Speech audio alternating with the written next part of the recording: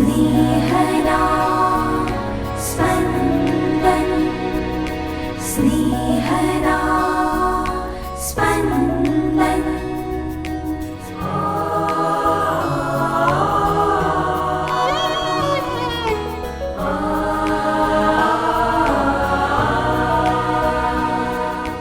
સામાન્ય કાળના 10મા અઠવાડિયાનો શુક્રવાર.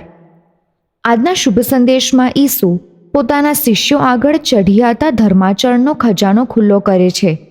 માત્ર વ્યભિચારને જ ટાળવાનો નથી, પણ વાસનાભરી દ્રષ્ટિને પણ ટાળવાની છે. સાંભળીએ સંત માથીકૃત શુભ સંદેશ, અધ્યાય 5, કડી 27-32. વ્યભિચાર કરવો નહીં, એમ કહેલું છે તે તમે જાણો છો. પણ હું તમને કહું છું કે જે કોઈ માણસ કોઈ સ્ત્રી પ્રત્યે વાસનાભરી નજર રાખે છે તે મનથી તેની સાથે વ્યભિચાર કરી ચૂક્યો છે.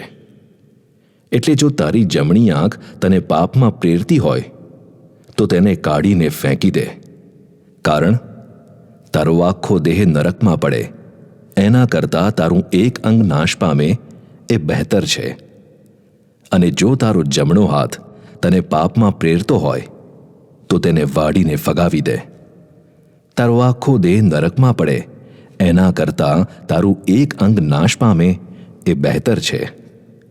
વળી એમ કહેલું છે કે જે કોઈ પોતાની પત્નીને છૂટાછેડા આપે તેણે ફારગતી લખી આપવી.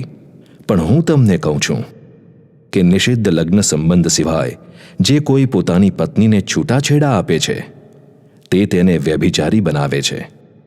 અને જે કોઈ છૂટાછેડા પામેલી સ્ત્રીને પરણે છે તે પણ વ્યભિચાર કરે છે.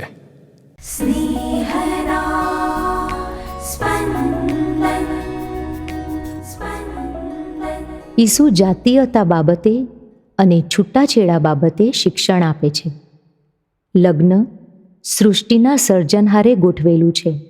લગ્ન શક્ય બને એ માટે પુખ્ત ઉંમરની બે વિજાતીય વ્યક્તિઓ વચ્ચે પરસ્પરનું આકર્ષણ પ્રભુએ જ મૂકેલું છે.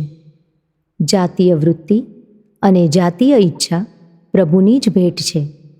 આ બધાના સરવાળે એક યુવક અને એક યુવતી લગ્નના પવિત્ર બંધનમાં આજીવન બંધાય છે અને સંતાનોને જન્મ આપે છે.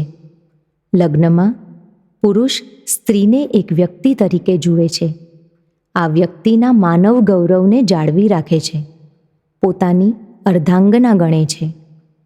આવા સુહામણા આયોજનમાં શૈતાન પ્રવેશે છે અને જાતીય વૃત્તિ અને જાતીય ઈચ્છાને વાસનામાં પલટાવી દે છે. હવે લગ્નની વાત નથી આવતી, પણ સ્વાર્થી સંતોષની વાત આવે છે. એટલે સામી વ્યક્તિ એક વ્યક્તિ મટી વાસના સંતોષવાનું સાધન બની જાય છે. ઈસુ કહે છે, આ શોભનીય નથી, આ કોઈ પણ હિસાબે ટાળવાનું છે. સ્ત્રીની માનવ પ્રતિષ્ઠા જાળવવાની છે. ઈસુ આકરો માર્ગ સૂચવે છે. જે આંખ પાપમાં પ્રેરે છે તેને કાઢીને ફેંકી દેવાની છે. ઈસુના આ વિધાનનો શબ્દાર્થ લેવાનો નથી, ભાવાર્થ સમજવાનો છે. કાઢી નાખવામાં આવેલી આંખ જોઈ શકતી નથી, એટલે ઈસુ કહેવા માંગે છે કે એ આંખને બિનકાર્યક્ષમ બનાવી દો, નજર ફેરવી લો, મનના વિચાર બદલી નાખો. ઈસુ પોતે યુવતીઓ અને સ્ત્રીઓના સંપર્કમાં હતા. તેમણે તેઓની આંખોની હંમેશા મર્યાદા જાળવી હતી. છૂટાછેડાએ લગ્નની જેણે સ્થાપના કરી એ સર્જનહારની ઈચ્છા નથી.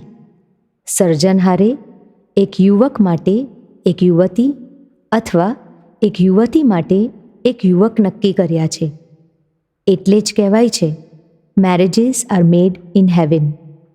એક વખત રાજી ખુશીથી એક ગાંઠ બાંધ્યા પછી એને છોડી ન શકાય. છૂટાછેડાથી પતિ પત્નીને તો નુકસાન છે જ, પણ તેઓના સંતાનોને કેટલું ભારે નુકસાન છે. માટે જ છૂટાછેડા ના કરીએ.